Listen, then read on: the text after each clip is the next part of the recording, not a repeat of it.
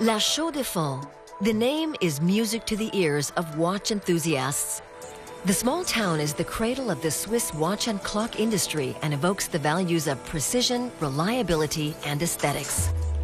The town's latest star is a company called Grubel Forsey. It was launched in 2004 and quickly made a name for itself. Experts were impressed by the company's first mechanical watch. This timepiece is very important for us.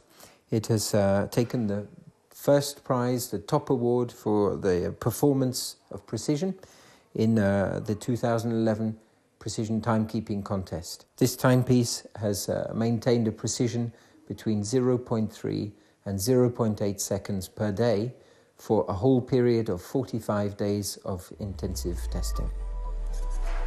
The company employs 75 highly skilled workers.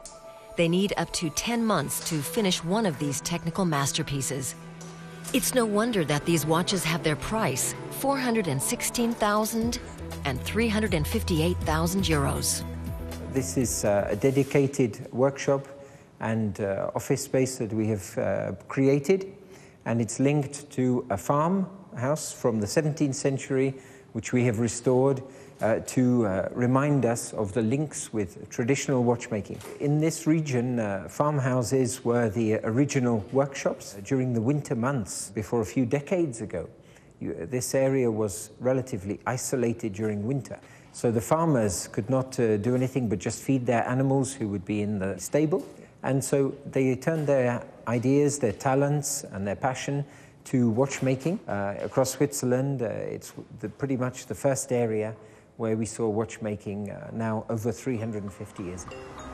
Nearby villages like Fleury and Le Locle were also early centers of watchmaking. At this castle in Le Locle, visitors can still admire the work of bygone eras.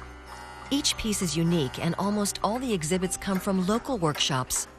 We have beside me some magnificent examples from the late 18th century, made locally within 20 or 30 kilometers from where we are standing now. And this was an area which was a haven for religious refugees. Protestants came from France, and they installed themselves in the valleys and began clock making, and they then perfected and continued their craft, and this was passed from generation to generation. La Chaux-de-Fonds was just a village back then.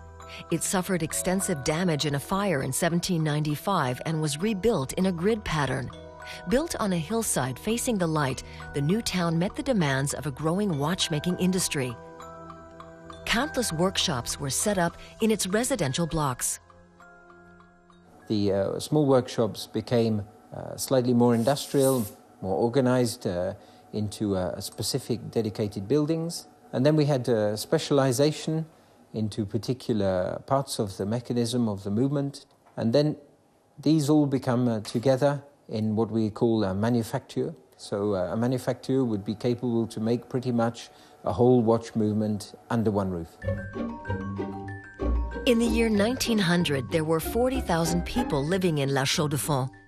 And a look at the architecture shows that watchmaking was quite lucrative.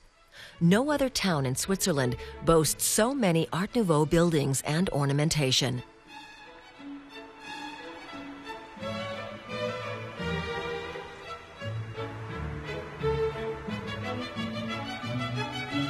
Magnificent examples of this 19th century artistic movement can be found behind the facades.